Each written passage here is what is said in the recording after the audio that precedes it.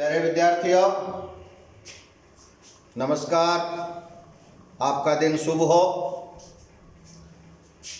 कल हमने अनिवार्य हिंदी 10 और 12 के लिए अध्याय शुरू किया था। अपना शीर्षक था भाषा। भाषा के बारे में कल अपन ने विश्लेषण किया था कि भाषा व्यक्ति का वह माध्यम है जिससे वो अपने विचार दूसरे के सामने प्रकट करता है। पतंजलि महाभाष्य विद्वान थे, उन्होंने भी भाषा के बारे में यही कहा कि विविध लोगों को जिस माध्यम से विचार समझ में आए वही भाषा है।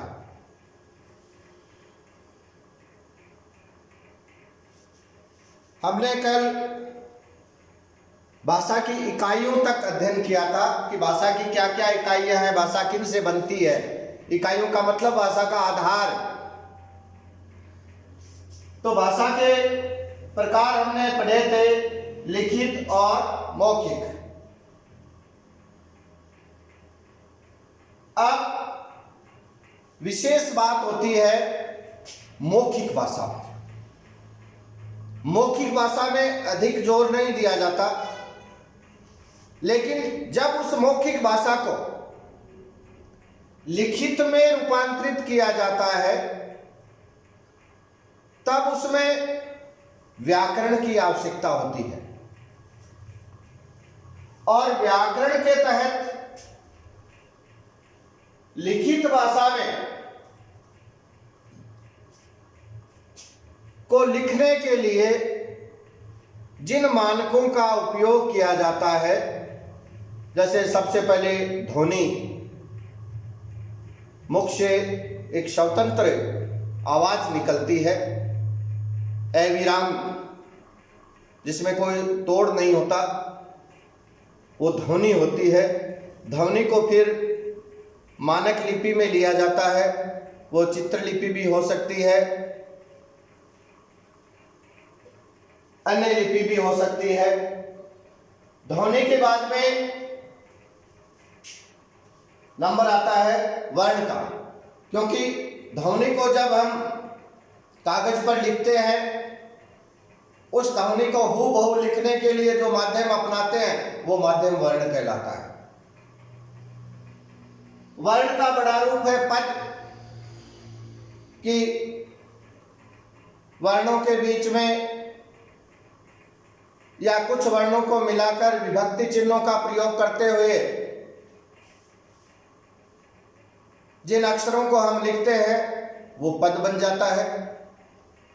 पद का थोड़ा सा आगे चल के चलते हैं तो शब्द बनता है, कि वर्णों के सार्थक समूह को शब्द कह देते हैं। शब्द से फिर अपना वाक्य बन जाता है। यहां तक कल अपन ने चर्चा की थी। अब भाषा ऐसे ही कोई भाषा परिष्कृत नहीं होती, क्योंकि मौखिक भाषा को लिखित में लेने के लिए परिष्कृत करना पड़ता है, उसके व्याकरणीय नियम बनाने पड़ते हैं। तो किसी भी भाषा के निर्माण के लिए उस क्षेत्र में बोली जाने वाली विभिन्न बोलियों को समाहित किया जाता है और उन बोलियों से एक विशेष भाषा बनती है। जिस प्रकार से कल अपन ने चर्चा की थी, मैंने बताया था कि उत्तर भारत की बोलियों को मिलाकर हिंदी भाषा बनी अपनी, और हिंदी भाषा का जो व्याकरणीय रूप है वो संस्कृत भाषा से लिया गया। अब किसी भी भाषा का जो भेद है, हिंदी भाषा के अपने भाषा के 8 भेद बताए हैं।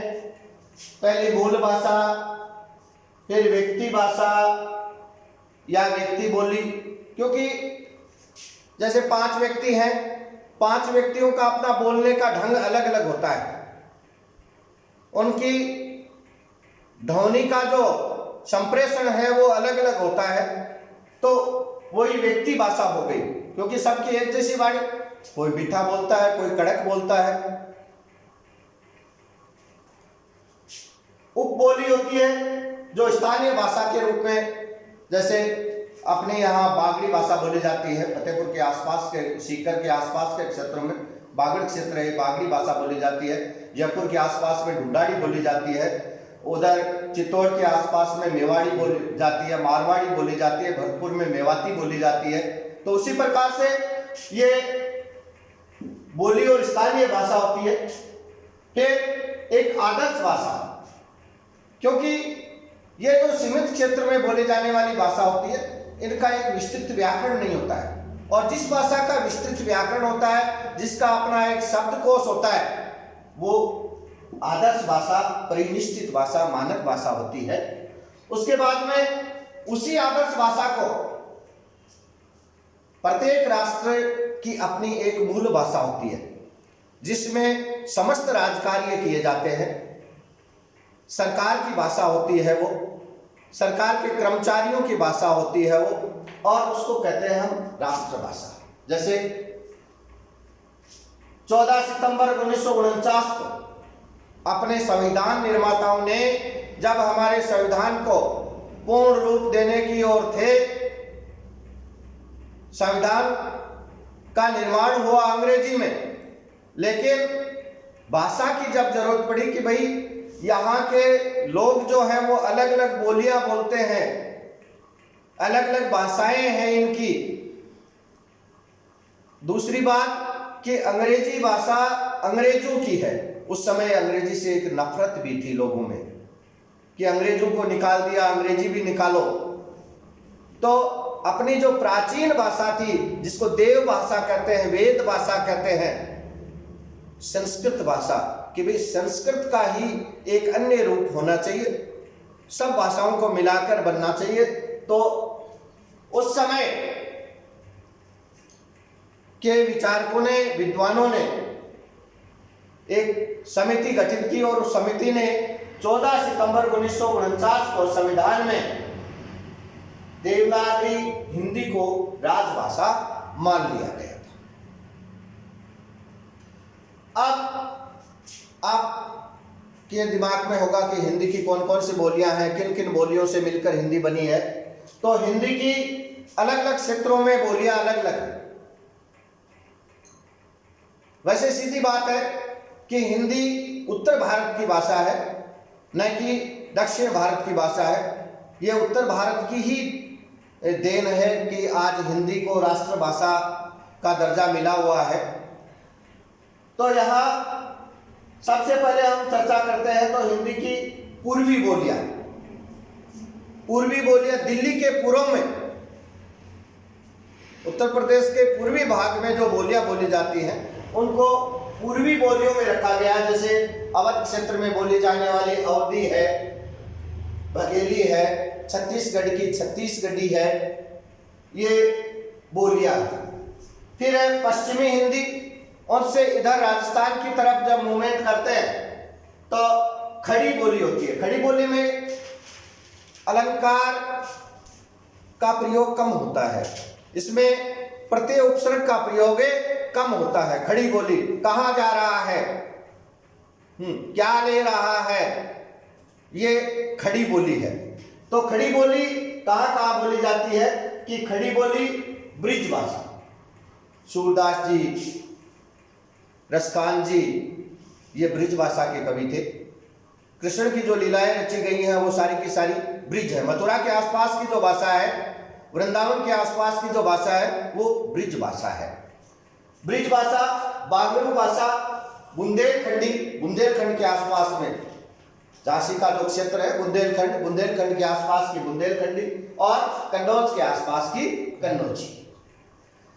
उसी प्रकार से बिहार में भी एक जैसी बोली, हम तो कह देते हैं भाई बिहारी है, लेकिन बिहार में भी अंदर घुसते हैं तो हमें बिहार में भी कई प्रकार की बोलियां मिलती हैं, जिसमें मगही क्षेत्र, मगध क्षेत्र के आसपास का जो क्षेत्र है उसमें मगही बोली जाती है, मैथिली बोली जाती है, भोजपुरी आजकल खूब प्रचलित हो रही है।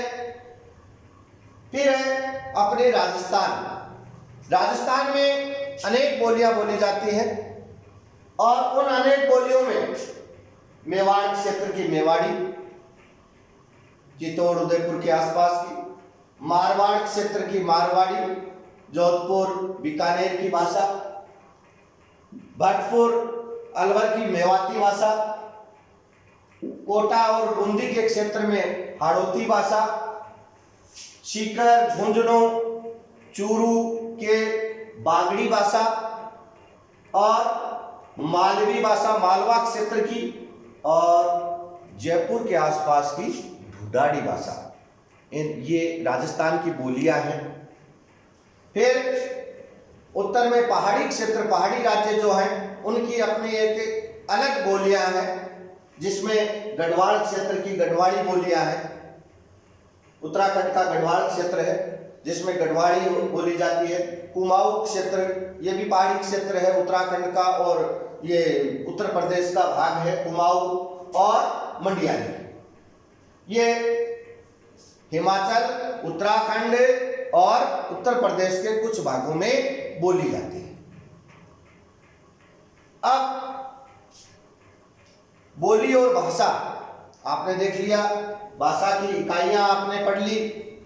अब बात करते हैं हम कि ये जो भाषा है इसको व्यवस्थित करने के लिए जो साधन उपयोग में लाया जाता है वही साधन व्याकरण कहलाता है।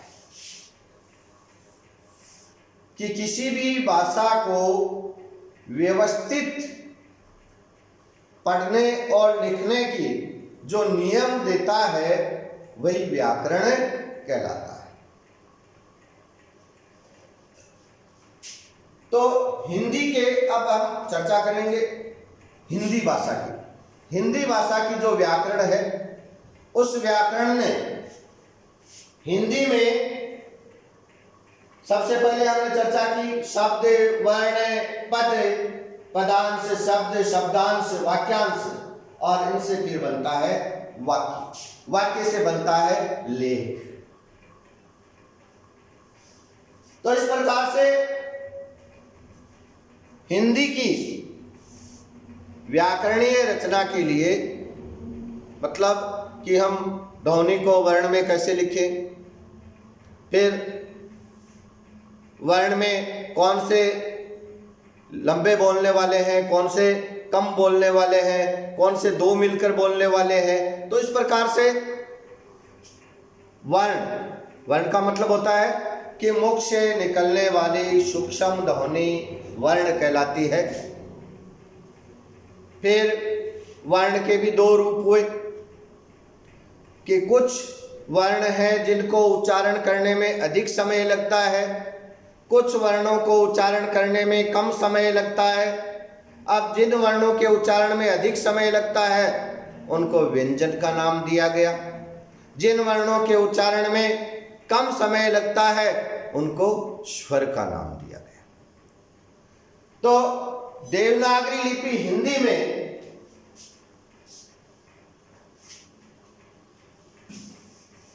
हमारे भाषाविदों ने जो वर्णात्मक अर्थात वर्णमाला, इन सब वर्णों को मिलाकर वर्णमाला बनती है और वर्णमाला के नाम से जाना जाता है, जिसको हम साधारण में कह गढ़े बस इतना ही कह के छोड़ देते हैं। तो हिंदी की जो वर्णमाला है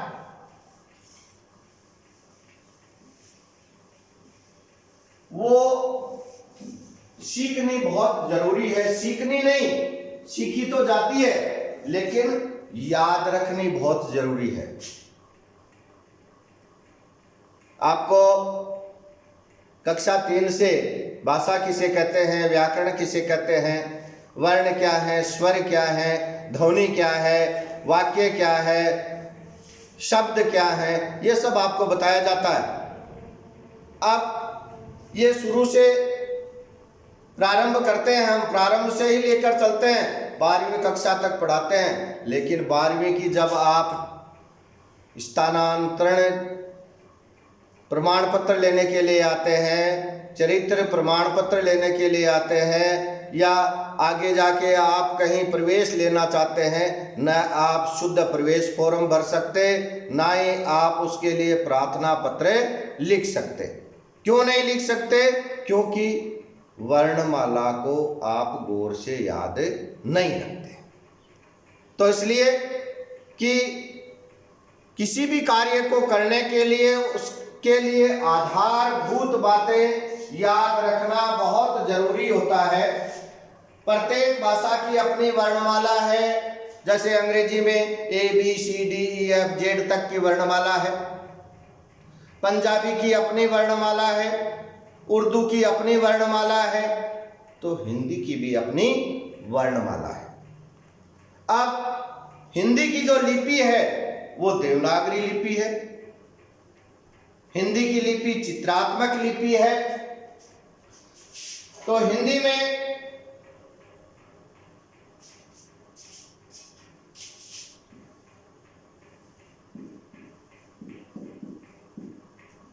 हिंदी की वर्णमाला में 11 जोड़ 33 बराबर 44 स्वर माने जाते हैं। 11 स्वर हैं,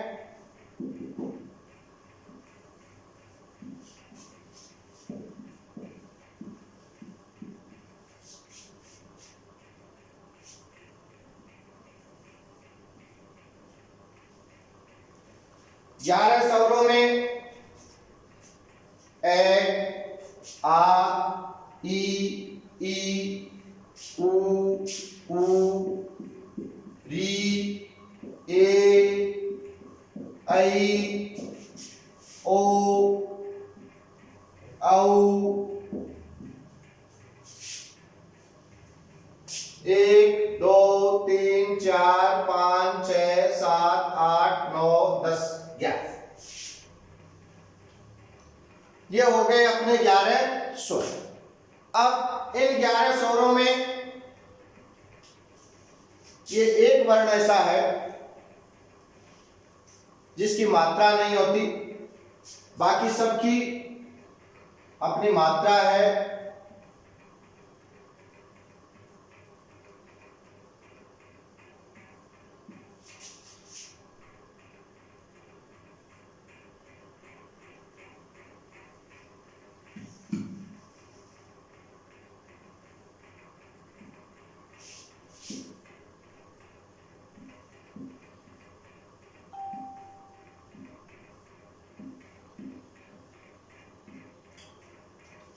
ये हो गए अपने 11 स्वर।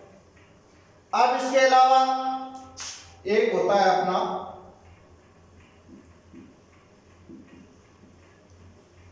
अनुस्वार, एक होता है अपना अनुनासिक,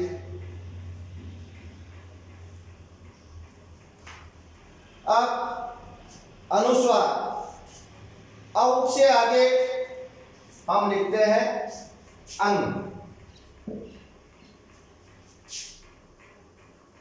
अंग ये अनुस्वार है। कंचन, पंकज, अनुस्वार। अनुस्वार का मतलब ये आधे नए की ध्वनि देता है। जिस अक्षर पर ये लगाया जाता है उसके तुरंत बाद आधे नए की ध्वनि देता है और वह ध्वनि नाक से पैदा होती है। अनुस्वार है। हाँ, दूसरे पर स्वार रहता है। अनुस्वार जानते हो ना, दूसरे पर स्वार, स्वयं अपने पैरों पर नहीं रहता। फिर एक है अनुनासिक। अनुनासिक क्या है जी?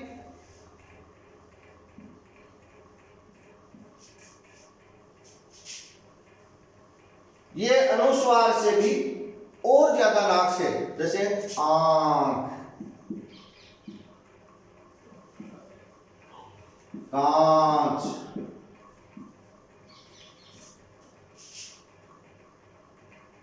इसमें और इसमें बोलने में दोहरा फर्क है। अब ये तो देखो, पंख, कंचन, इसमें बोलने में कम समय लगता है, इसमें बोलने में अधिक समय लगता है। नाक की ध्वनि लंबी होती है। तो ये अनुस्वार, अनुनासिक और उसके बाद में एक होता है अपना विसर्ग है मानक। विसर्ग हिंदी में कम प्रयोग होता है इसका, संस्कृत में विसर्ग का अत्यधिक प्रयोग होता है। विसर्ग जैसे किसी भी बात को लिखकर उसके निष्कर्ष पर पहुंचे हैं, अतः हम आपसे ये आग्रह करते हैं, अतः प्रातः,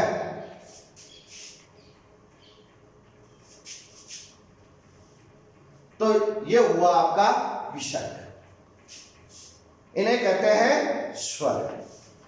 उसके बाद में जिन वर्णों के उच्चारण में अपेक्षाकृत अधिक समय लगता है वह व्यंजन कहलाते हैं।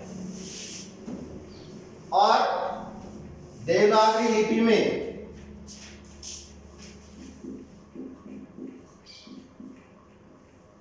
जिन व्यंजनों को माना गया है वो व्यंजन कैसे, जैसे क वर्ग के, च वर्ग के, ट वर्ग के, ट वर्ग के, प वर्ग के, ये वर्ग के और स वर्ग, अलग अलग वर्ग दिए गए हैं इनको। तो क, ख, ग, घ। अब इसके बाद में एक अगला अक्षर अपना जो आता है क, ख, घ, ड़। अब इसमें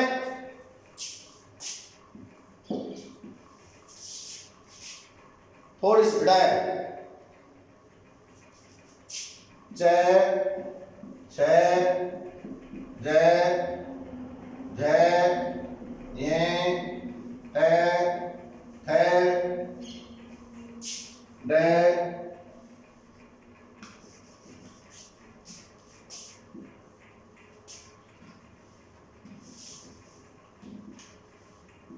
ढ, ण, ठ, थ, द, ध, न, म, प,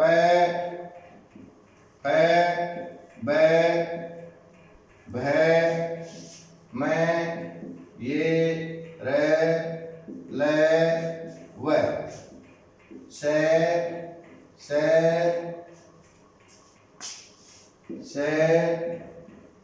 है। अब कुछ वर्णों को मिलाकर अक्षर बने हैं, उनको भी हिंदी वर्णमाला में स्थान दिया गया है। जिन वर्णों को संयुक्त वर्ण कहते हैं।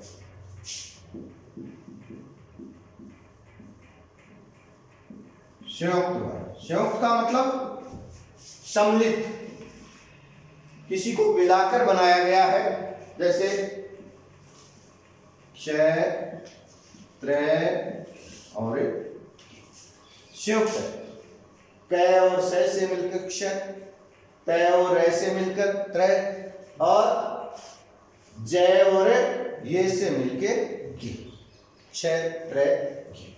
ये है अपनी हिंदी देवनागरी लिपि की वर्णमाला। फिर इस देवनागरी लिपि में एक हल चिन्ह माना गया है। हल, संस्कृत में हलंत खूब होता है, हलंत का प्रयोग खूब होता है, लेकिन अपने यहाँ कम होता है हिंदी में। जैसे पट्टा, सट्टा। तो इसमें ये जो हल चिन्ह है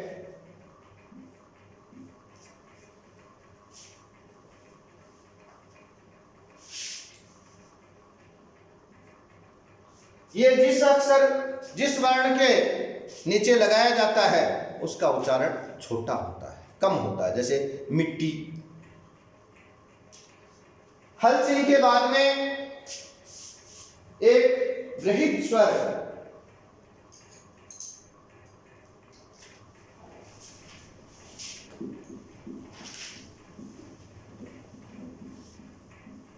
स्वरों को गृहीत स्वर में माना जाता, जैसे आ, ग्रहण करने वाले हैं, गृहीत स्वर है, जैसे आ। अब आ की ध्वनि देने में, जैसे आप लिखते हो डॉक्टर, ये ओ की ध्वनि देता है, इसको कहते हैं गृहीत स्वर।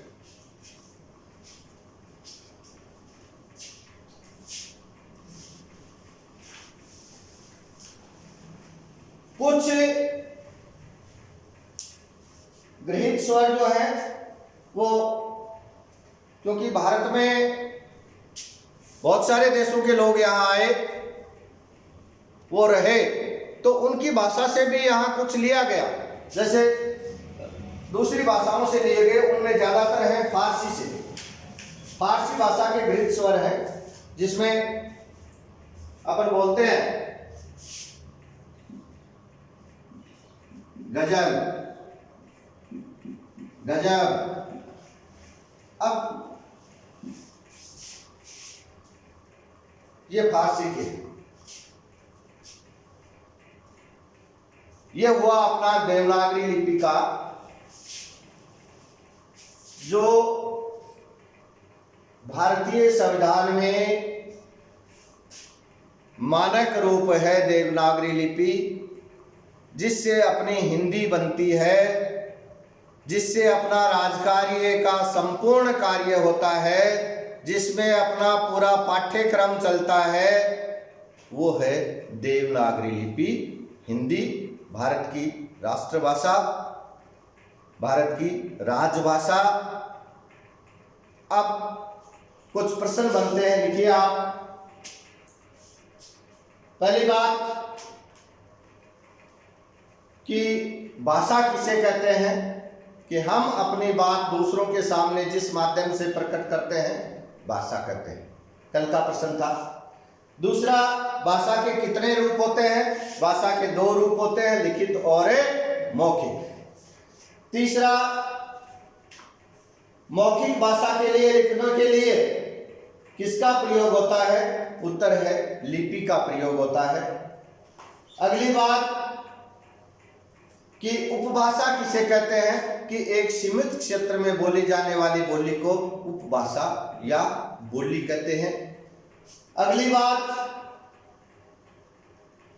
कि भारत में कितनी बोलियां और भाषाएं हैं, तो भारत में हिंदी भाषा के लिए 18 से 22 बोलियां और भाषाएं हैं, जिनको अलग अलग क्षेत्रों में अपन ने पढ़ा कि पूर्वी हिंदी, पश्चिमी हिंदी, बिहारी और राजस्थानी, अलग अलग बोलियां हैं। पहाड़ी 5 क्षेत्रों में बांटा गया है। अगली बात है कि व्याकरण किसे कहते हैं, कि भाषा के को शुद्ध लिखने और पढ़ने का जो बोध कराती है, वही शास्त्र, वही विद्या, वही पद्धति व्याकरण कहलाती है। तो ये प्रश्न आपके बने हैं। और हिंदी भाषा की लिपि क्या है, इसका उत्तर है देवनागरी लिपि।